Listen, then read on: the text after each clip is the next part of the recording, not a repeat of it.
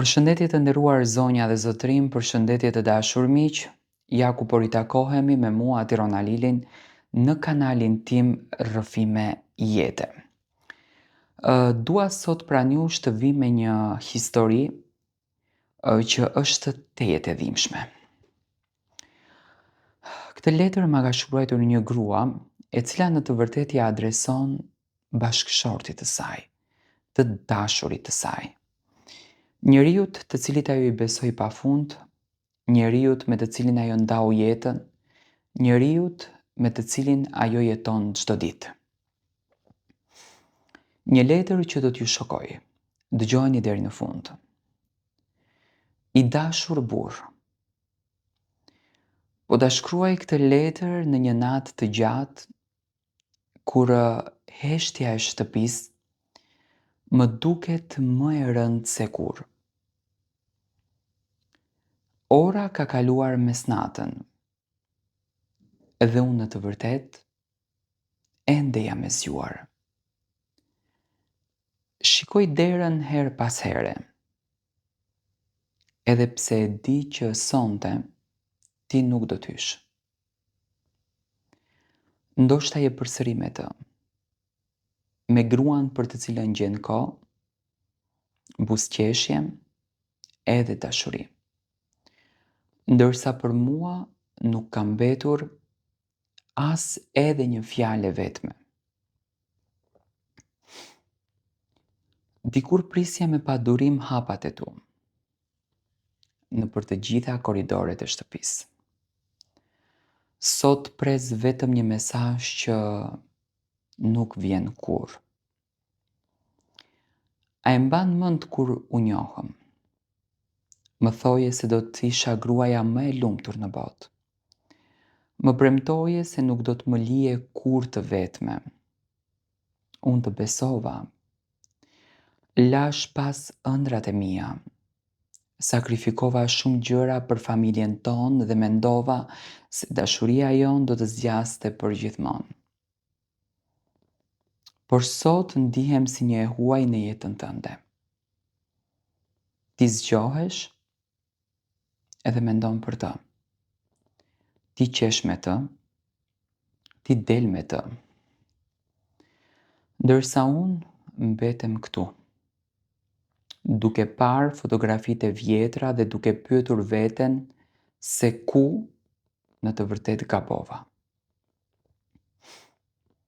Nuk e di nëse e kupton sa shumë dhëmb kur njeriu që ke dashur më shumë në jetë fillon të të shohë sikur ti nuk ekziston. Është një dhimbje që nuk duket nga jashtë. Njerëzit të shohin edhe mendojnë se ti je jashtëzakonisht mirë. Por brenda shpirtit tim ka një stuhi që nuk pushon. Kam qarë net të tëra pa zë.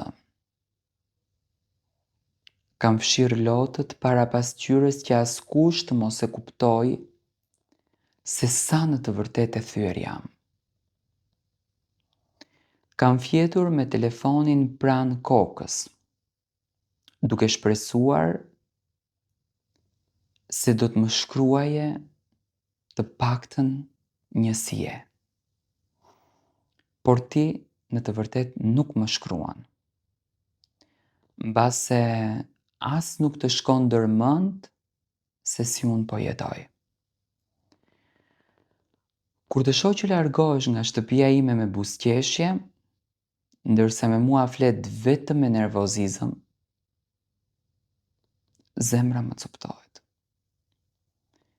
Mendoj për vitet që kaluam bashkë, për sakrificat, për ditët kur nuk kishim asnjë gjë, por ishim të lumtur sepse në të vërtetë kishim njëri tjetrin. Sot kemi mure, mobilje dhe gjithçka tjetër, por nuk kemi më familje. Më mungon buri që njihja dikur. Më mungon ai që mua më mbante dorën. Ai që më pyeste nëse unë në të vërtetë kisha ngrënë. Ai që më përqafonte kur isha e trishtuar. Nuk e di ku humbi ai njeri.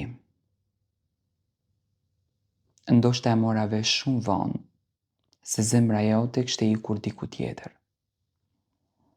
Ka net kur dëgjoj zhurmën e makinave jashtë dhe vrapoj te dritarja. Për një çast mendoj se je ti, pastaj kuptoj se jam gabuar përsëri. Dhe përsëri mbetem vetëm. Vetmia është bërë shoqja ime më e afërt. Flas me veten, flas me kujtimet, flas me fotografit, sepse ti nuk je më këtu dhe kur je pranë. Njeriu mund të jetoj pa shumë gjëra, por është e vështirë të jetoj pa dashurinë. Sidomos kur dashuria i është dhënë krejtësisht dikujt tjetër. Nuk jam xheloze për të, jam e trishtuar për veten time, sepse e shoh sa lehtë harrove gruan që qëndroi pranë teje në ditët më të vështira. Kur isha pa punë isha aty, kur kishe probleme isha aty, kur të gjithë të kthyen shpinën isha aty. Por tani që ti je mirë, duket sikur nuk ke më nevojë për mua. Kam pyetur veten qindra herë nëse nuk jam më e bukur, nëse nuk jam më e rëndësishme, nëse nuk vlej më për ty. Dhe çdo herë më dhëmbe njëjta përgjigje. Sepse e vërteta është se unë ende të dua. Edhe pse më ke lënduar. Edhe pse më ke harruar. Edhe pse më ke bërë të ndjeme pa dukshme. Të dua ende, edhe pse ndoshta, ky është dënimi im më i madh. Por sonte dua të të them diçka. Nuk jam prej guri. Edhe zemra ime lodhet, edhe shpirti im lodhet, edhe lotët e mi një ditë mbarojnë. Nuk mund të jetoj përgjithmonë duke pritur dikë që nuk dëshiron të kthehet. Nuk mund të vazhdoj të kërkoj vend në zemrën tënde kur ai vend është zënë nga dikush tjetër. Prandaj po ta shkruaj këtë letër. Jo për të të fajsuar, jo për të të lutur, por për të treguar sa shumë kam vuajtur në heshtje. Ndoshta një ditë do ta lexosh dhe do ta kuptosh se çfarë në të vërtetë ke humbur. Ndoshta një ditë do të kujtohesh për gruan që të deshti me gjithë shpirt, për gruan që të priti deri vonë, për gruan që qau fshehurazi që askush të mos e shihte. Nëse një ditë do të më kërkosh dhe nuk do të jem më aty, mos u habit. Sepse edhe zemrat më të forta lodhen duke pritur. Dhe ndonjëherë njeriu largohet jo sepse nuk dashuron më, por sepse nuk mund të duroj dot më dhimbjen. Me lot në sy po e mbyll këtë letër. Nuk e di nëse do ta lexosh ndonjëherë, por e di se çdo fjalë është shkruar me zemrën e një gruaje që u ndje e harruar nga njeriu që e deshi më së shumti në jetë. Dhe unë jam gruaja jote.